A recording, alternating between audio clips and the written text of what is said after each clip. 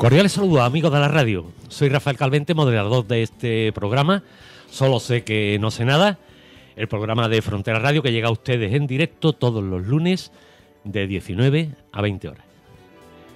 Somos la emisora comunitaria de Jerez, una radio independiente, sin ánimo de lucro, sin publicidad y completamente autofinanciada.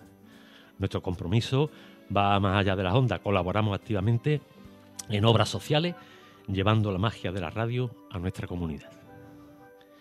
Tú también puedes ser parte de esa magia. Con solo 5 euros al mes puedes convertirte en socio y ayudarnos a mantener vivos nuestros proyectos. Tu aportación nos permite pagar nuestras cuotas a la Sociedad General de Autores, cubrir los gastos operativos para que la magia de la radio nunca se apague. ¿Dónde puedes escucharnos? Si está en Jerez, 96.4 de la FM. Y a través de internet, fronteraradio.com, desde donde quiera que esté. Y si está en Jerez, también. Y también puedes seguirnos en nuestras redes sociales, Frontera Radio Jerez, donde encontrarás los mejores podcasts y toda la información sobre nuestras actividades. ¿Quieres conocernos? Pues estamos en el corazón del barrio de la Asunción, en el edificio de Frontera Radio, ubicado en el Paseo de las Delicias número 37 de Jerez de la Frontera. Ahora sí, es el momento de comenzar. Solo sé que no sé nada. Empezamos.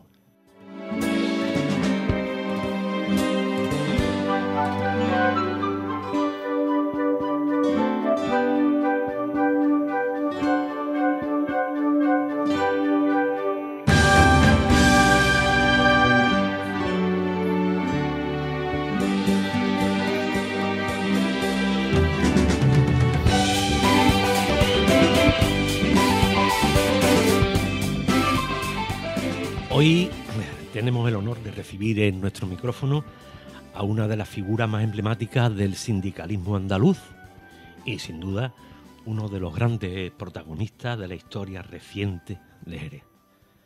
Fue nieto de un dirigente de la CNT asesinado en el golpe de Estado de 1936. Se formó en la lucha desde muy joven, entrando en las juventudes comunistas cuando aún eran ilegales. Su vida ha sido sinónimo de compromiso, de piquete, barricada, de megáfono y de pancarta. Fue durante más de 30 años la cara visible de Comisiones Obreras en Jerez y el alma de muchas de las grandes luchas laborales, sociales y culturales de esta ciudad. Impulsor de la primera huelga general local, defensor de la reapertura del Teatro Villamarta, activista contra la droga en los años más duros, promotor de derechos que hoy muchos dan por sentado y que no lo están totalmente. No solo ha sido testigo, ha sido motor y conciencia de una ciudad obrera que no se rinde. Hoy nos acompaña para hablar de todo esto y presentarnos y enterarnos un poco de su libro, porque ha escrito un libro, Confesiones de un sindicalista. 40 años de lucha, una memoria viva que no mira solo al pasado, sino también al presente y al futuro. Bienvenido, compañero José Manuel Trillo, y un placer tenerte con nosotros. Muchas gracias, compañero. Yo aquí estoy de nuevo esperando y que hacía muchos años más, aunque mi actividad ya ha pasado la historia. Desgraciadamente ya no ejerzo de actividad, pero la conciencia todavía la tengo y las ganas todavía la tengo encima. Ya, por eso es muy importante que traigamos aquí gente que ha vivido muchas cosas, porque muchas veces los documentos no reflejan todas las cosas. Muchas veces los documentos verbales de palabras, eso se quedan para siempre, y seguramente mucha de la gente que ha venido con una edad o personas mucho más mayores que tú, procedentes del campo, de otros sitios, de otros sectores, y cuentan cosas inédita. Igual aquí nos sale alguna cosa inédita. Trillo, ¿tú cómo recuerdas tus primeros pasos en el sindicalismo? Pues mira, yo, como tú bien has dicho, era porque ya murió, lo mataron. Nieto de un sindicalista. Era mi abuelo Honorio, era secretario de la CNT de Agraria, del campo, de la viticultura. Y yo desde chiquitito, pues en mi casa se ha hablado de lo que es los sindicatos, de lo que es la lucha obrera, que hay siempre. Pero cuando ya empecé a tener noticias y a tener ganas de de lucha fue cuando trabajaba en la calle Viscosero. Yo empecé a trabajar antes de la edad normal, porque me tuve que salir de la escuela por necesidad familiar y empecé a trabajar con 15 años. Y sobre los 16, 17 años, todavía no tenía, trabajaban en un bar que se llamaba Bar San Pedro, que estaba en la calle Viscosero. Era el barrio San Pedro. Exactamente. Y al pocos metros, quizás 50, 60 metros, en la misma acera al final estaba Comisiones Obreras, que era una casa de vecinos de 2 plantas, allí oculta, que nadie sabía que era un sindicato. Porque era ilegal todavía. Estaba ilegalizado, claro, en aquellas fechas no era legal. Entonces estaba allí oculta, pero en el bar un hombre, un compañero que era cliente del bar, Paco Ortega se llamaba, iba todos los días a desayunar y un día me vio que yo tenía coraje, que tenía agallas y me dice, tú no estás afiliado a ningún sindicato. Digo, ¿sindicato? ¿Eso qué es lo que es? Dice, eso es lo que defienden a los trabajadores. Y digo, no, yo no sé lo que es ahora en esta fecha, yo sé que mi abuelo era. Y entonces me dijo, vente conmigo, que te voy a enseñar lo que es un sindicato. Y me llevó a comisión allí en la calle Viscosero. Y aquello me dio tanta impresión que desde ese mismo momento me hice militante. Y con 17 años, todavía no tenía, ya estaba militando en Comisiones Obreras. También estuviste afiliado a la Juventudes Comunistas, Sí, siendo menor de edad también. Yo entré en las Juventudes Comunistas al renglón siguiente, es decir, no tenía todavía 18 años, 17 años entré en las Juventudes Comunistas, pero mi actividad fuerte en el sindicato fue ya en el PC, que cuando cumplí los 18 años, que directamente Antonio Alba, no sé si lo conocerá. La fábrica botella. La fábrica botella. Pues fue el que me propuso pasar al PC y cogí el carnet del Partido Comunista de España en el año 77, me parece que fue. Tú no llegarías a conocer a tu abuelo, ¿no? No, ojalá lo hubiera conocido. Mi abuelo murió, casi los niños eran chicos. Sus hijos mi madre casi que no se acuerda del padre, o no se acordaba del padre. Mi madre hace poco que falleció, la pobre. Pero a pesar de tú no haberlo conocido, tú tienes conciencia de que hubiera influido en tu manera de pensar por las cosas que te hubieran contado las familias. ¿Qué influencia tú? Totalmente. Yo desde chico mi idea era pertenecer a CNT. Había una anécdota que me contaba mi abuela, después mi madre y mi tío, era el respeto que tenía mi abuelo hacia las demás creencias. Por ejemplo, mi abuela era cristiana apostólica, así que las que creían en todo, y tenía sus fotos de santos en la entrada de su casa. Mi abuelo era ateo, era de la CNT, era ateo, pero él respetaba la idea de la mujer. Cuando entraba en su casa, él ponía la estampa o las fotos boca abajo, y cuando se iba al trabajo las volvía a poner boca arriba. Es decir, eso reflejaba el respeto que tenía, y yo ese respeto de mi abuelo lo he heredado. Quería ser como él, y por eso fue en comisiones, porque este compañero me invitó a ver comisiones, pero si hubiera sido unos meses más, a lo mejor hubiera sido la CNT. Y en aquellos años, cuando la militancia era ilegal, ¿sentiste miedo en aquellos tiempos?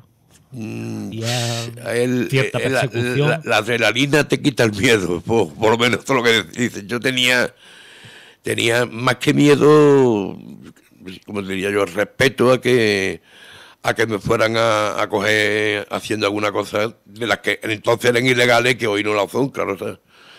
Y yo recuerdo que yo era en aquellas fechas responsable de prensa del sindicato, prensa y propaganda, que se llama, y una frase que yo la digo mucho y la gente se harta de reír. Estaba todo prohibido. Todo, era responsable de prensa, propaganda y agitación, que era la frase prensa, que todo el mundo y agitación. Que todo el mundo decía, ¿cómo agitación? Digo, sí, ¿eso qué significa? Digo, porque yo agitaba las masas para que salieran a la calle. Y tenía mi despacho en un zulo, era una escalera, debajo de la escalera, allí escondido, había un despachito, y ese era mi despacho, que en verano se moría allí de calor a 40, 45 grados, porque yo no tenía ni ventana siquiera. Y ese era mi despacho. Y en aquella fecha todo era de corazón. Allí no había nada por ambición propia, sino todo era por liberalización. De ayudar, de cambiar el mundo, de cambiar las cosas y de ayudar a la gente. ¿Y tu familia te apoyó en las primeras etapas del activismo? Mi familia pasó miedo, especialmente mi madre. Recuerdo que el día del tejerazo, el intento de golpe de Estado, pues todo el mundo cree que nosotros desaparecimos de Jerez y no fue así. Precisamente creo recordar que el día siguiente del 23 de febrero del 81 creo que había una huelga general en la fábrica Botella. Claro, y una huelga general aparte de 5 minutos que se convocó a nivel de España, que la convocamos la misma noche del golpe de Estado o del intento. Y nosotros estábamos en Jerez, todos organizados, toda la gente de comisiones y del PC estaban en una casa de un compañero, que hoy lo puedo decir tranquilamente. Hoy este compañero es de Izquierda Unida y es responsable a nivel local. Se llama Salvador Domínguez Guerrero. Entonces estaba casado con Lola, una compañera de la Caja de Ahorro, y vivían por la Plaza Las Marinas.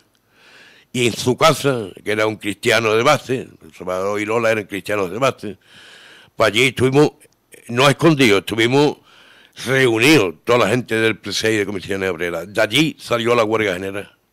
Y bueno, y los que tenían, digamos, compromiso con la huelga de la fábrica Botella, y no se sabía, esa fue la famosa noche de los transistores. Exactamente. ¿Cómo llevaron todo el proceso? Porque no se sabía qué iba a pasar. Era una huelga que le llamábamos la huelga boca a boca.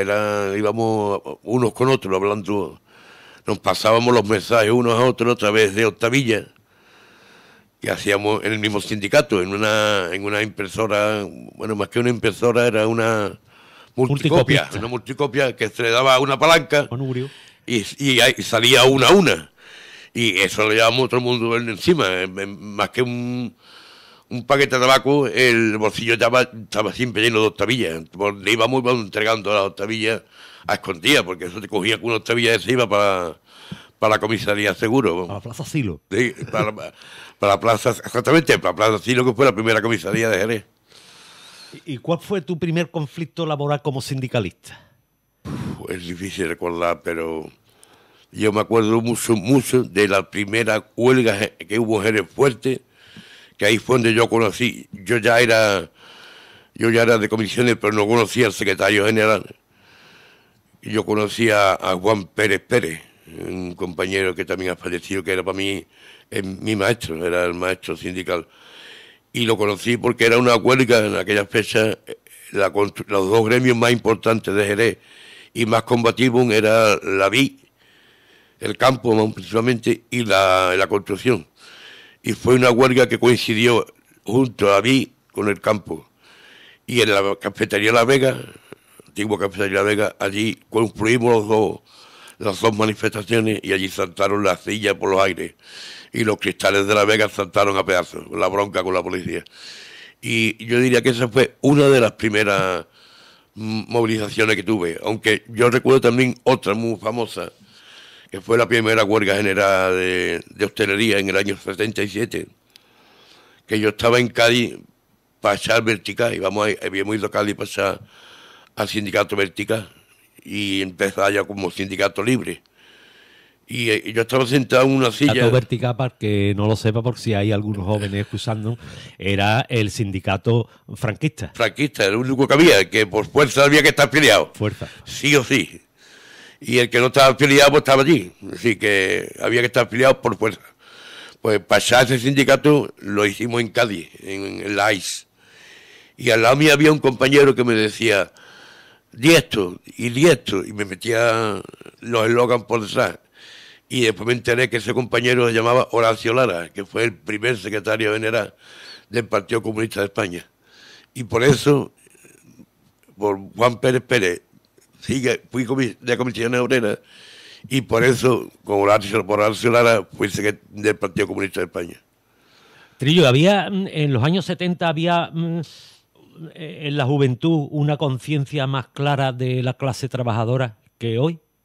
La juventud en aquella fecha era más consciente. Veníamos de muchas carencias también. Claro, era una juventud que veníamos del franquismo, de haber padecido muchísimas, de haber tenido muchísimas carencias y necesidades, y entonces la juventud éramos más combativas, más impulsivas.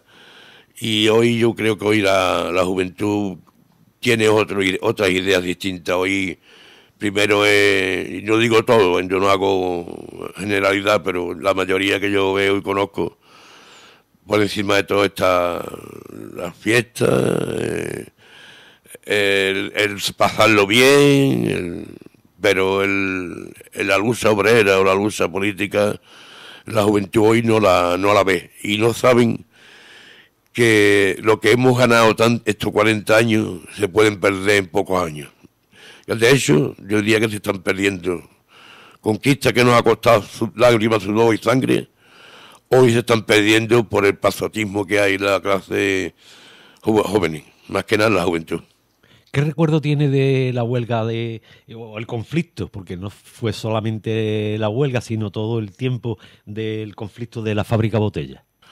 Que yo diría que fue mi primer lugar, o la primera escuela. La fábrica Botella fue una escuela. Pues yo aprendí a irse sindicalismo. Yo ahí aprendí táctica y aprendí a soportar el peso. A mí me enseñó Antonio Alba y muchísimos compañeros de la fábrica Botella, me enseñaron estrategia, entre otras cosas. Los 40 días o 42 días, si no recuerdo mal, de la huelga aquella famosa, sirvieron para muchos sindicalistas como una escuela de formación. ¿Y el desmantelamiento de las bodegas? Eso siempre lo he dicho. Eso fue una maniobra orquestada por la misma patronal que estaba en manos de cuatro capitalistas que lo que querían era acabar con las bodegas para después hacer lo que han hecho, convertir Jerez en una ciudad del servicio, cuando Jerez era una ciudad industrial, cuando las bodegas tenían el máximo poder. Aquí había trabajo no solo en las bodegas, sino en la arte gráfica, en el vidrio, en los tapones, en las viñas, en el transporte, en la madera, todos derivados de la vid. Es decir, da en cuenta que la vid daba 12.000 empleos fijos, estables en Jerez, y aparte otros 12 o 13.000 de los subsectores, es decir, en total unos 25 o 26.000 empleos fijos. Y hoy las bodegas no llegan ni siquiera a 1.000 trabajadores fijos, el resto han desaparecido. Y de los sectores subsidiarios ya no existe nada. Yo recuerdo en una de las huelgas de las bodegas que en una reunión que tuvimos en el parque empresarial, que allí se nos prometió que a Jerez iba a venir industria derivada, industrias que transformaran la ciudad y que el empleo que se va a perder en las bodegas pues pudieran recuperar por otro lado.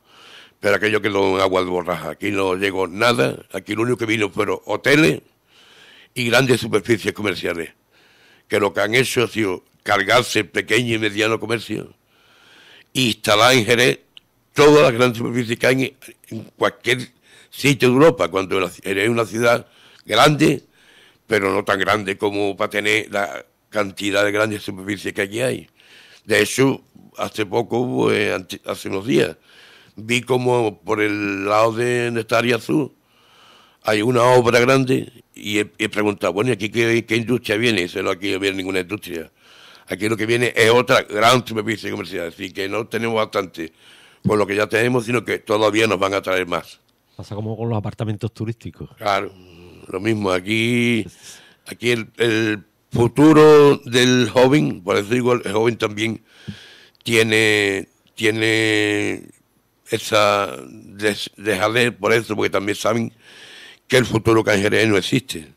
En Jerez no hay futuro para empleo fijo, no hay futuro para vivir en una familia correcta, porque aquí lo que hay es eso, industrias del turismo y comercio. Y claro, una familia no puede mantener con un salario de 1.000 euros, que es lo que ganan hoy la juventud. Mi hijo y mi hija, que yo tengo dos en edad de trabajar, pues están ganando eso, 1.200, 1.300 euros, y con eso no se puede mantener una familia.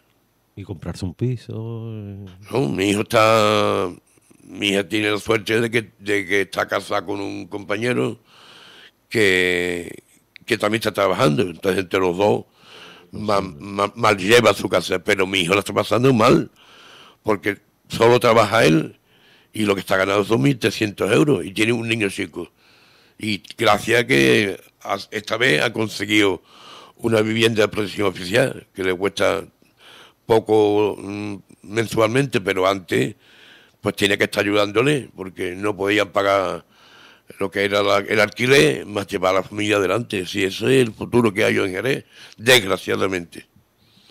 Después hablaremos un poquito más de esto, pero ahora se me viene a la cabeza, Trillo, los vínculos que tú has tenido con el Teatro Villamarta, con la Plaza de Abasto, con las casetas de la feria de comisiones obreras, en las que yo creo que se ganó algún premio con una de esas casetas. Hacía una fachada de casetas fantástica. Sí. Y luego lo habitual es que cuando tú ibas a la caseta, el Trillo estaba allí friendo pescado y esa cosa. Cuéntanos un poquillo de algo de las ferias. Mira, a mí me decían el chico de las plataformas, porque estaba en todas las plataformas que en Jerez se construyeran o se activaran, allí estaba yo. Yo creo que Jerez fue una ciudad activa en ese aspecto, en aquella fecha.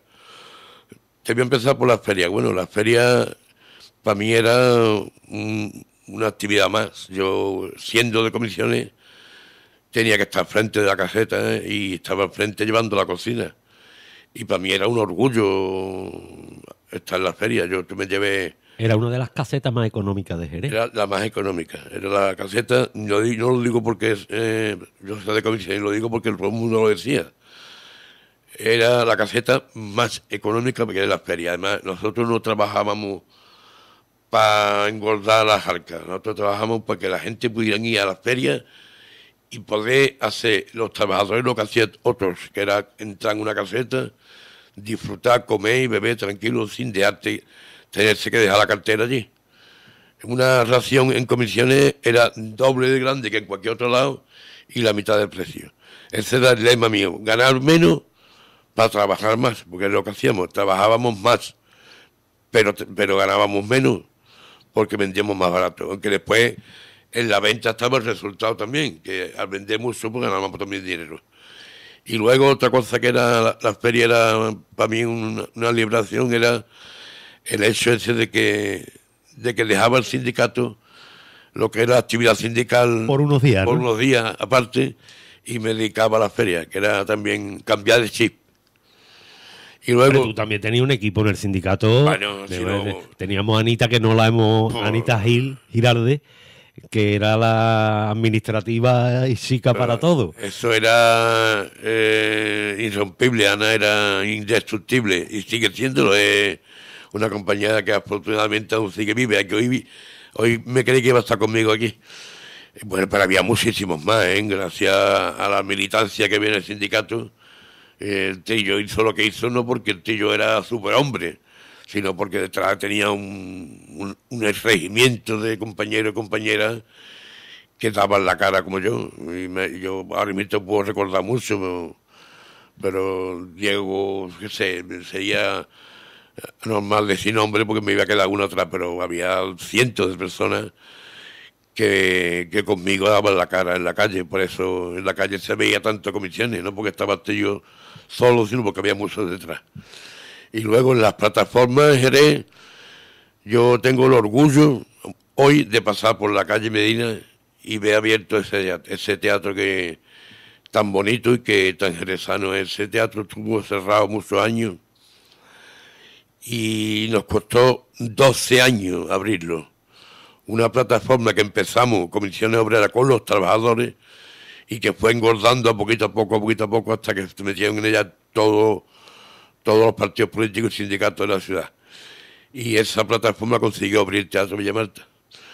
Otro orgullo que tengo, aunque el presidente o el portavoz era un compañero de UGT, que no era muy conocido también, Manuel Luis Martín, no sé si lo conocerá.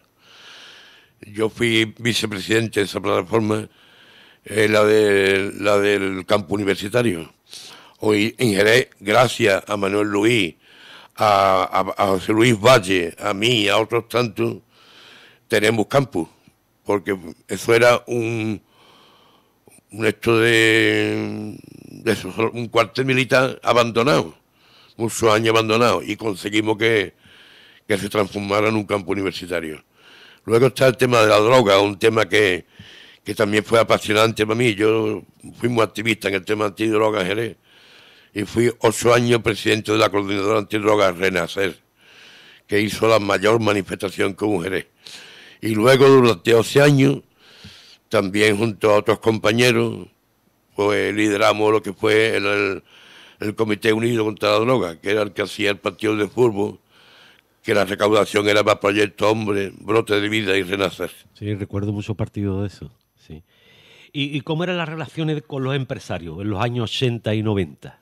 Bueno, tú has visto hoy cómo ha sido mi relación con Evaristo Babel. Efectivamente, antes de nuestro programa hay uno que es la Sociedad de los Vinos, que viene siempre algún representante de vino, bodega, viña, y hoy ha estado Evaristo Babel, que fue durante mucho tiempo el presidente del Consejo Regulador del Brandy. Exactamente. Y se habían conocido, tenía una anécdota, si quiere la puede contar, Trillo. Sí, mi relación con los empresarios han sido, en primer lugar, respetuosa.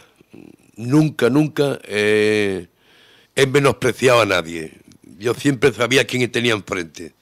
Y sabía que enfrente no tenía a un amigo, tenía a un empresario que pensaba distinto a mí, o cuyo objetivo era distinto al mío.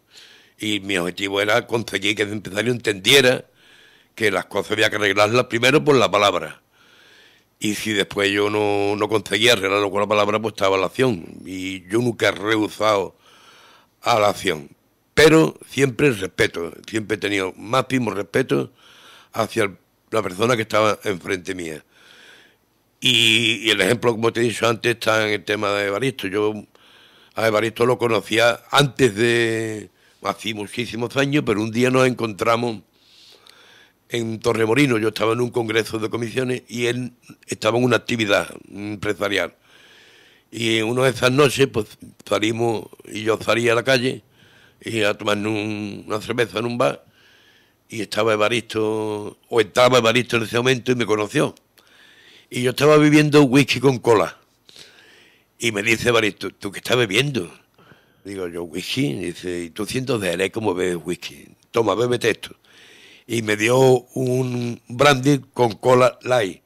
Y desde entonces hasta que he dejado de beber, nada más que bebía brandy con cola light. Porque está exquisito, vamos, le puede dar la vuelta al whisky 10 veces. Bueno, ¿todas tus relaciones con los empresarios han sido así o ha habido alguna que se han conado un poco más? Hombre, con los empresarios ha habido momentos tan duros como que me intentaron incluso meter en la cárcel. Yo estuve condenado 3 años por una huelga general, por entrar en una empresa para que cerrara, pero no por hacer algo ilegal, porque en la empresa que ya entramos a convencer a la trabajadora que estaba dentro, que era una encargada, a que cerrara.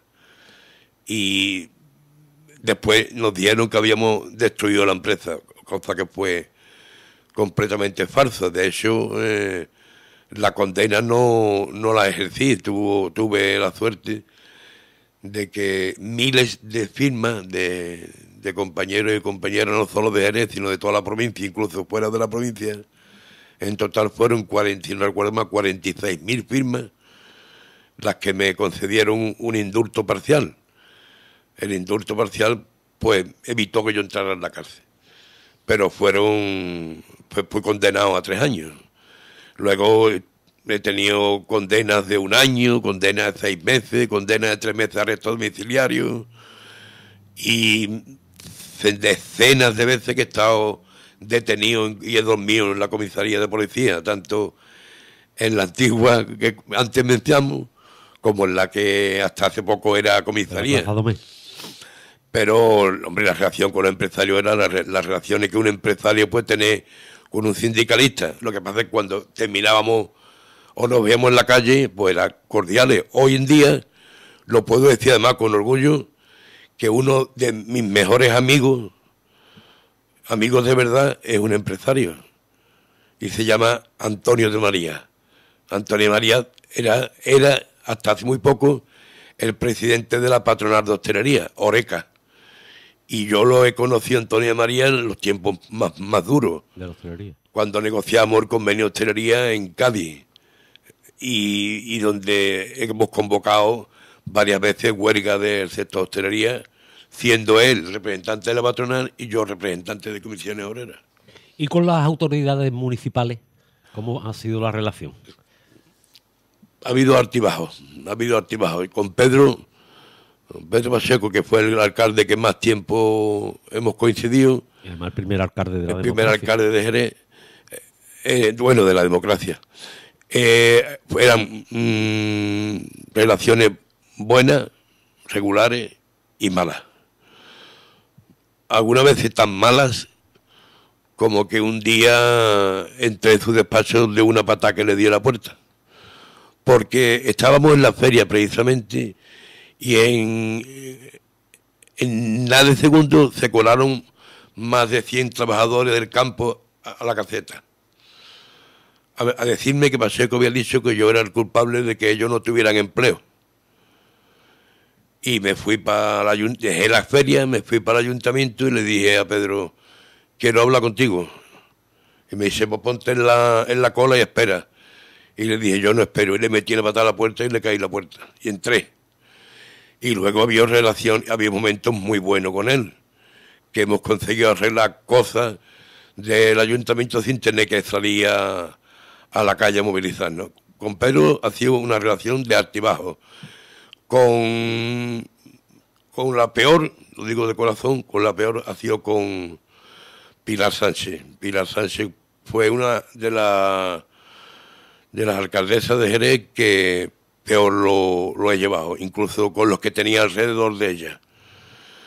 Luego con Mame Sánchez ha sido una relación bastante buena.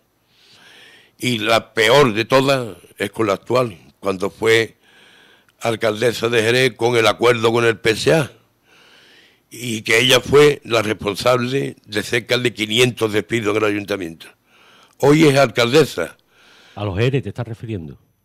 Hoy es alcaldesa, pero ella no se acuerda ya cuando en la puerta del ayuntamiento había todos los días movilizaciones porque no le pagaba a la gente los salarios, porque no les daba lo que les correspondía o porque los despedía. El caso de los 500 despidos como un ayuntamiento, la primera vez en la historia que se han echado en Tenerife.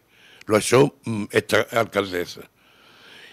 Y también tiene que acordarse ella de que en la puerta del ayuntamiento se llevó 3 meses una caseta con las trabajadoras de ayuda a domicilio porque llevaban 7 meses sin cobrar. Y luego, pues la gente de la ciudadanía de Jerez la votó para que fuera alcaldesa por segunda vez. Fue uno de mis peores momentos de mi vida, cuando me enteré, o cuando conocí que ella había sido elegida por mayoría absoluta. Pues, ¿y la prensa de aquellos años? ¿Cómo era tu relación con la prensa? Ya ves si era porque buena. Tener buena relación en la prensa para un sindicato es muy importante. Pues fíjate si era buena, que tuve 2 veces el premio Pluma de Oro. Una vez fui premio Pluma de Oro directamente yo, José Manuel Trillo, por la claridad y por la predisposición a la prensa. Y la segunda fuimos Plumas de Oro como sindicato. Es decir, en 2 ocasiones hemos sido Plumas de Oro y nunca fuimos Plumas de Ganso. ¿Por qué? Porque yo siempre estaba disponible para los periodistas, para los compañeros de la prensa, fuera a la hora que fuera y estuviera donde estuviera. ¿Y qué relación mantenía con otros sindicatos?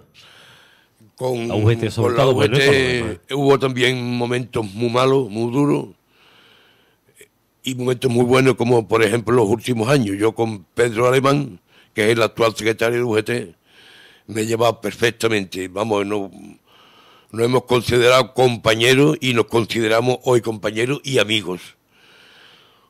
Con otros, no tanto. Con Salvador Domínguez, por ejemplo, pues fue una relación de amor y odio. Yo creo que para este hombre, para Salvador Domínguez, para este sindicalista, era yo más enemigo de él que el propio empresario. Y estábamos siempre a gresca los dos, cuando lo que tuviéramos que haber tenido era la predisposición siempre de ir unidos, que al final es lo que pasó cuando él dejó el sindicalismo y entró Pedro Alemán. El trato fue distinto y a todos lo íbamos los dos juntos, porque es lo que tenía que ser. Los dos sindicatos debíamos estar siempre unidos para defender a los trabajadores. ¿Hubo en todo este tiempo algún momento en el que pensaste abandonar? Hubo mucho tiempo, muchos momentos, pero primero mis hijos. Hubo un momento que quise dejarlo porque me di cuenta que no estaba viendo crecer a mis hijos. Yo tengo dos niños, un niño y una niña, y echaban más tiempo en el sindicato que en mi casa. Había días que salía de casa por la mañana, la mayoría de los días salía de casa, estaban acostados todavía, y volvía a casa y ya estaban acostados otra vez. Es decir, no los veía en todo el día, porque no comía en casa, comía en la calle. Y eso llegó un momento en que me entraron ganas de dejarlo, porque quería estar más tiempo con mis hijos. Y luego con mi compañera. Mi compañera pues también ha sufrido muchísimo, porque ella veía como yo salía, pero no sabía si volvía a entrar o no, porque hubo una época, yo diría que muchísimos años, que a ella la maltrataron más que a mí, porque ella recibía llamadas telefónicas anónimas permanentemente y le decían: tu marido hoy no viene a tu casa, hoy no lo cargamos, hoy lo matamos a tu marido, tú hoy no cuentes con él. Y eso le ha pasado decenas de veces. Por eso digo que ella quizá haya sufrido más que yo mientras que estuve en el sindicato. Trillo, ¿qué valores no puede perder nunca un sindicalista? Primero, respeto. Respeto hacia las ideas, respeto hacia los demás. Luego, honestidad, ser honesto, nunca hacer las cosas por lo que dirán o por lo que me van a dar. Siempre hacer las cosas porque crees que es lo que debe hacer. Y luego, honradez. Coger solo lo que es tuyo y no querer lo de los demás. Es decir, respetar a los demás, ser honesto con los demás y respetar los bienes de los demás. Sí, hoy en día en la vida hay muchos políticos que lo que les falta es honestidad, respeto y honradez. ¿Te sentiste solo en algún momento? No, porque siempre tenía a decenas de compañeros que estaban al lado mío y que sabía que lo que yo iba a hacer, detrás tenía un ejército que me iba a seguir. Y porque llegaba a casa y tenía a mi compañera esperándome con los brazos abiertos. Por eso nunca me sentí solo.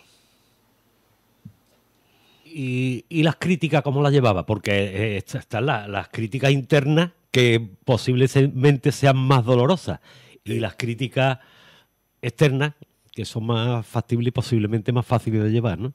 Las críticas, las malas críticas, porque la buena crítica la admite uno perfectamente. La mala crítica o la crítica falsa, con falsedad, pues a uno le iba creando un ambiente, yo no sé cómo explicarlo,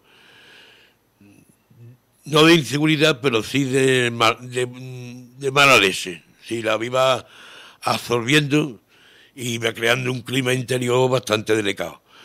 Pero al final las admitía, porque si uno da la cara es porque tiene que admitir las críticas, sean malas o sean buenas. Lo que pasa es que las buenas, como he dicho antes, la coge uno mejor, y las malas te hacen más daño, la coge con más daño. Pero por lo demás no tengo más recuerdo de eso. Trillo, ¿cómo te la apañaba para estar siempre en primera línea? Porque es que, mira, esta mañana estaba hablando con un compañero en otro programa, que hacemos ahí una promoción de los programas que vamos a tener durante la semana, ¿no? Y me va a venir Trillo. Y dice, Trillo, ese es el de las banderas y las pancartas y yo digo, sí, hombre, el Trillo. Y yo también recuerdo que cuando yo trabajaba de chico en la construcción, yo trabajaba en una empresa de construcción y allí habíamos, no sé, 30 o 40 trabajadores, y a veces hubo algún enreo con alguna empresa, y decían la gente, al empresario, al contratista, al que fuera, dice, pues Artrillo va ahí. ¿Cómo te apañaba tú, que siempre estaba? Me acuerdo la motillo que tú tenías, que iba para todos lados con la moto. ¿Cómo te apañaba para estar siempre en el sitio? Pues mira, yo tenía un lema, que era: lo que tú digas que tienen que hacer, hazlo tú antes. Es decir, yo no le decía a la gente, ir a la huelga. Yo le decía a la gente, vamos a ir a la huelga. Y yo iba al primero. Por eso el primer palo que se escapaba era para mí, porque era el que cabezaba el tema. ¿Y cómo lo hacía? ¿Con dónde sacaba el tiempo? Pues quitándoselo a la familia. Y a mi tiempo libre, porque había días y días y días que no iba a cazar ni a comer. Porque salía de una movilización, me metía en otra. O salía de una reunión y me metía en otra. Es decir, sacaba tiempo de donde no había, pero en realidad sacaba el tiempo de los de siempre, de la familia y de los amigos. Esa es la verdad. ¿Cómo se ganan o se pierden las batallas sindicales? Porque también habrás perdido algunas. Sí, claro, he perdido... Se pierden y se ganan. Muchísimas, pero siempre hemos tenido diría, por lo menos, buen sabor de boca de haber luchado para que no se perdiera. Otra cosa es que después no haya podido conseguir lo que quería, pero algo sí consigue. Por ejemplo, el cierre de la Fábrica Botella es una derrota absoluta. ¿Sí? Yo lo tengo aquello como una gran lucha de la obrera, pero también como una gran derrota, porque al final se cerró la Fábrica Botella. No con medidas traumáticas, porque la gente fueron recolocadas cada uno en un lugar, o indemnizar o prejubilar, pero el pueblo de Jerez perdió una industria ejemplar en Jerez, que era el vidrio. Entonces es una derrota que yo siempre lo he dicho. Y el hecho de que las bodegas se fueran cerrando una tras otra, pues otra derrota, el no conseguir que Jerez fuera una ciudad industrial, es otra derrota que yo me llevo. Yo siempre lo he dicho y nunca me cansaré de decirlo. Mi gran derrota es no haber podido conseguir que Jerez llegue a ser una ciudad industrial. ¿Y tú crees que hay espacio en el sindicalismo actual para la autocrítica? Porque tú ahora mismo lo que has hablado es autocrítica total. Pero, ¿qué piensas de la autocrítica actual? Pues quizá sea lo que falte un poco hoy, el saber recibir por lo menos uno mismo, saber autocriticarse. Tú mismo debes saber cuándo lo está haciendo bien. Exactamente. Y debes saber cuándo tiene que tener una alternativa. Es decir, porque yo no puedo llevar a la gente a una huelga sin salida, sin saber si esa huelga se va a ganar o se va a perder. Tú tienes que ir siempre a la movilización sabiendo qué salida tiene, por lo menos qué salida menos traumática tiene. Porque tú no puedes llevar a la gente a un pozo ciego, a morir, ¿no? Y hoy quizás esa autocrítica o ese saber que hay que salir a la calle y que hay que salir sabiendo cómo se tiene uno que retirar, pues quizás falte. ¿Y yo cómo ha cambiado Jerez en los últimos 40 años? En los últimos 40 hacia acá ha cambiado mucho, pero de los últimos 10 para acá no ha cambiado absolutamente nada. En los últimos 40 ha cambiado porque Jerez era una ciudad eminentemente industrial y dependía del sector servicio en un 20%. El 80 o 82% del empleo en Jerez era fijo, era empleo industrial. Pero de los últimos 10 años para acá, Jerez no ha cambiado en nada, porque Jerez, al contrario, ha cambiado para peor, porque sigue siendo una ciudad de servicio, sigue siendo una ciudad para el turismo y para la hostelería. Jerez no cambia, es decir, Jerez no hay ni uno de los alcaldes que han entrado después de Pedro Pacheco que hayan dicho vamos a traernos a Jerez una industria que al menos de 500, 600 empleos estables. No, aquí lo único que traen son servicios, hoteles y ahora apartamentos, apartahoteles y grandes superficies, no viene otra cosa.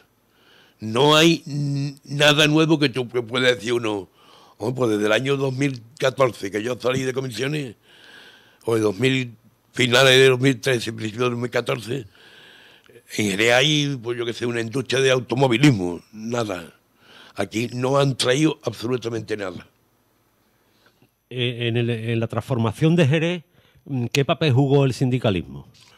Pues yo diría que en muchas ocasiones incluso más que la de un partido político, porque hacíamos de sindicato, de partido político y de asociación, porque movilizaciones de las que llevábamos a la calle nada tenían que ver con el sindicalismo. Por ejemplo, el ejemplo de Villamarta o el ejemplo del campo universitario, eso eran más movilizaciones y acciones de los partidos políticos, y sin embargo lo encabezamos los sindicatos. Éramos algo más que un sindicato. ¿Hay alguna herida social que no se haya cerrado todavía? No, a esta altura las heridas las tengo físicas. Las enfermedades que me están haciendo la vida imposible, pero heridas de esas que uno dice psíquicas, no. No, porque nunca puede ser, uno no puede ser, tiene que saber olvidar. Tiene que saber olvidar. Y yo las cosas malas las he olvidado. Yo no me quedo ahora de las cosas buenas, de lo bueno que me ocurrió y de que por lo menos, hoy duermo con la cabeza duermo al pleno y voy por la calle con la cabeza muy levantada, porque no he hecho mal, o creo no haber hecho mal a nadie. ¿Tú crees que hay espíritu combativo en la clase trabajadora de Jerez? En este momento yo sé que muchos compañeros míos me van a decir un disparate, pero yo veo poco. Decir lo que piensa, ¿no? Yo veo poca combatividad en la calle, muy poca combatividad.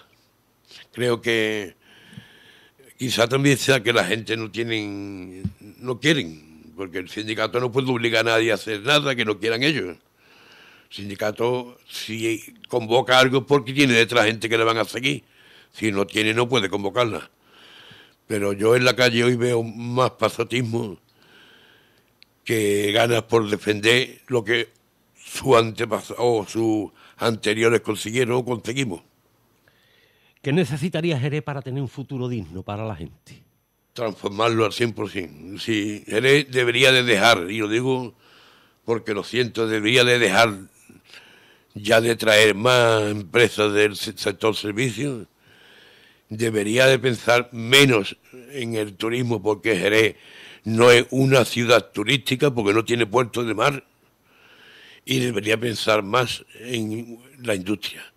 Jerez debería de tener lo que nos prometieron, y es industria en que aparíen las pérdidas de empleo que tuvo el sector bodeguero de Jerez. Por ejemplo, industria del metal, industria de transformación agraria. Jerez es una ciudad muy agraria. ¿Por qué no producimos aquí y transformamos el mismo producto que aquí producimos y lo envasamos? Industria envasadora de productos agrarios, industria transformadora de productos agrarios, que está en una buena zona. Confesiones de un sindicalista. más que mi libro, es mi vida. En la primera parte de la historia de 40 años que estuve en el sindicato, y tengo pendiente la segunda parte, pero tengo que tener tiempo para escribirla. Estoy dándole, ahora mismo estamos, como diríamos, creando niños, porque en este momento mi prioridad, más que además de mi familia, está claro, mi nieto que me tiene loco, que es el que me ha dado vida, mi niño es, mi Mateo, es el único nieto que tengo y es el que me ha dado vida. Mi prioridad es terminar una cosa que estoy haciendo, que lo prometí hace 3 años y llevo 3 años haciéndolo. Me lo prometió, me lo pidió el que era entonces alcalde delegado de las mesas de actas, que hoy ya falleció. Y como yo era parte de la plataforma Acta Regia, y él sabía que yo me gustaban las manualidades, pues me dijo que por qué no hacía una maqueta de lo que era un pueblo tartésico antiguo, para ponerlo cuando en su día Mesas de Acta tuviera el yacimiento público o comprado por los poderes públicos.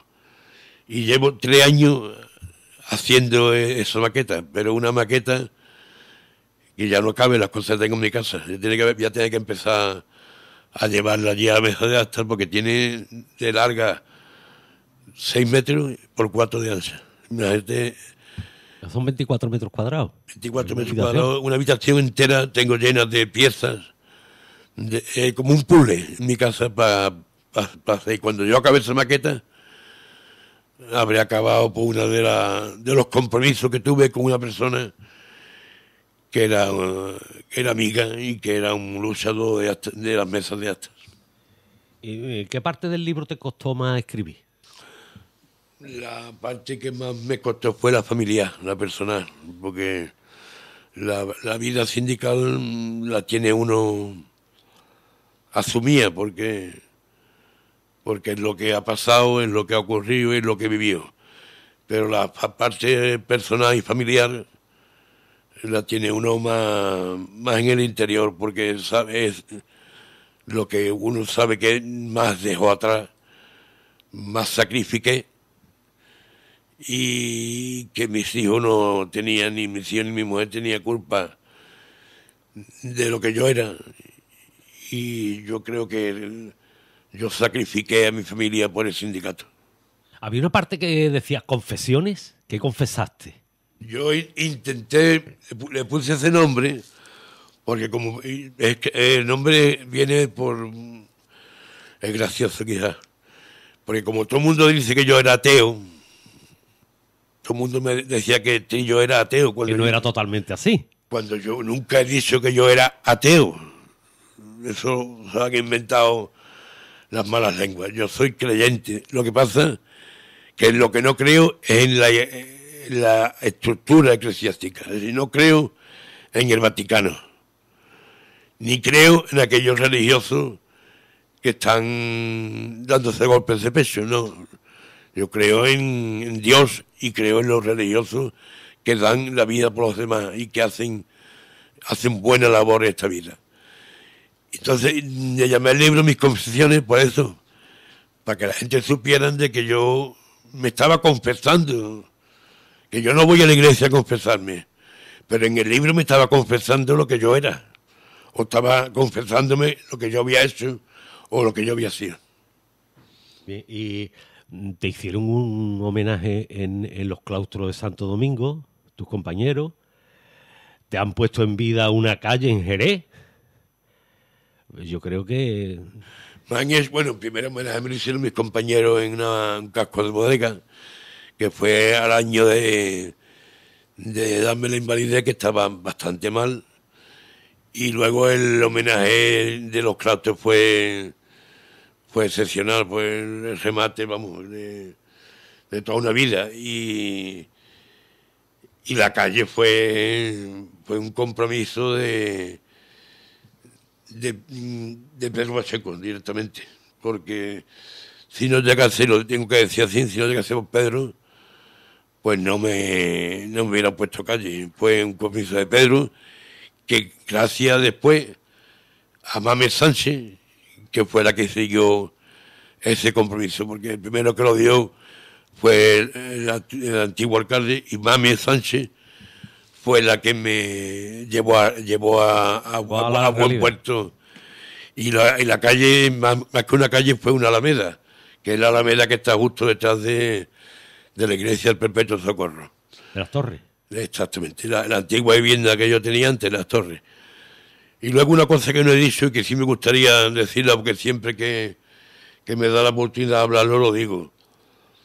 Yo a Mames Sánchez le tengo que agradecer, siempre se lo voy a agradecer una cosa, y es que ella fue la que encabezó y llevó el dossier al gobierno, al Consejo de Ministros, para que me dieran el indulto.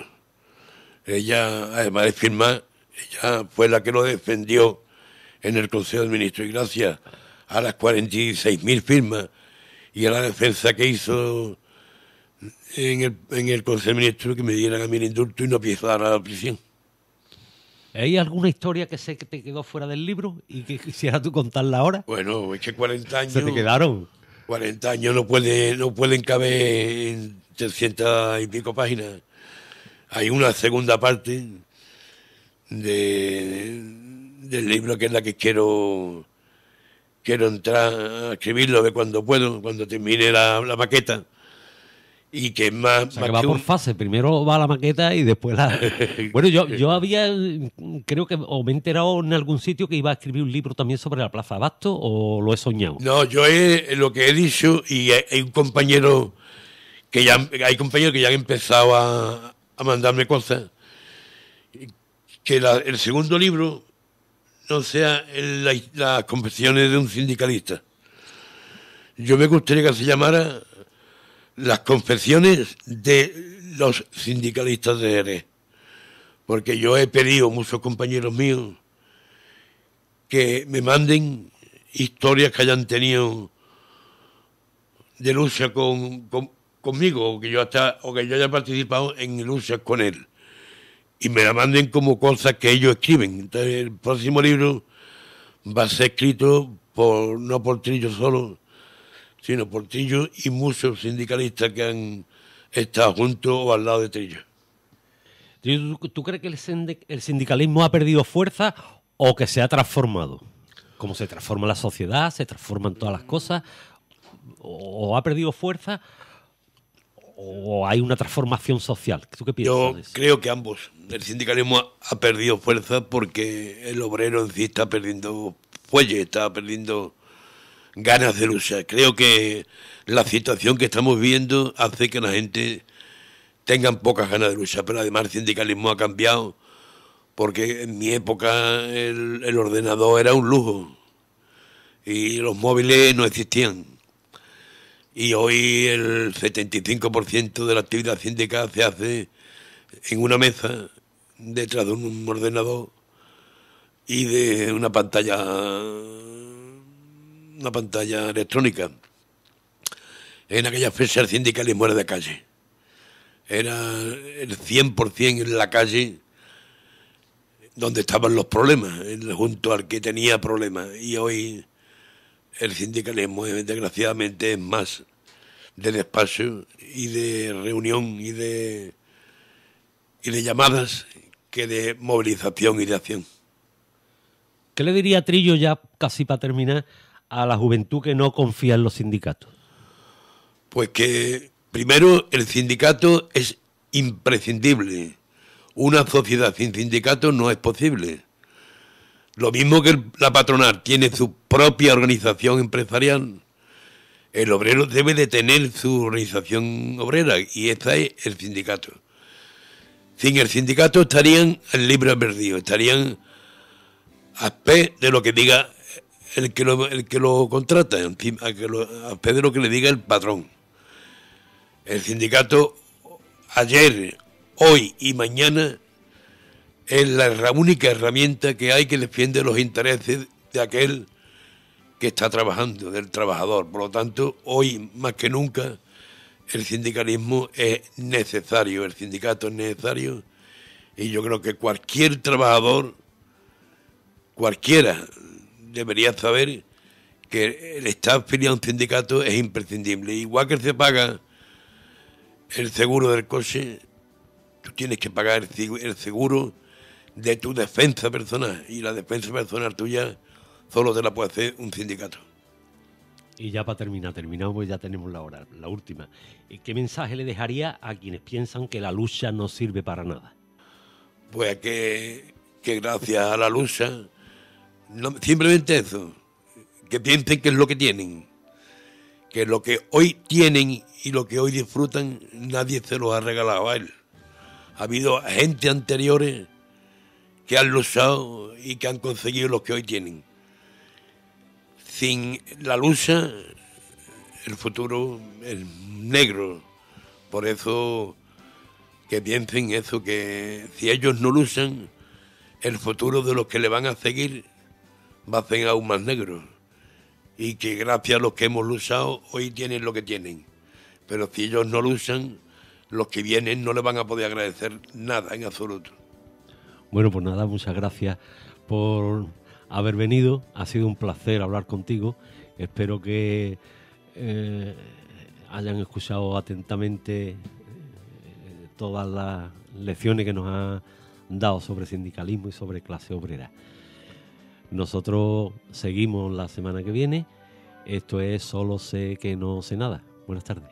Nada, muchísimas gracias a ustedes por haberse acordado de mí y a todo el que lo quiera, pues que sepa que todavía estoy aquí, que aún tengo inquietudes, al menos inquietudes por ver que esta ciudad sea mejor de lo que es y mejor de lo que fue cuando yo estaba en el sindicato.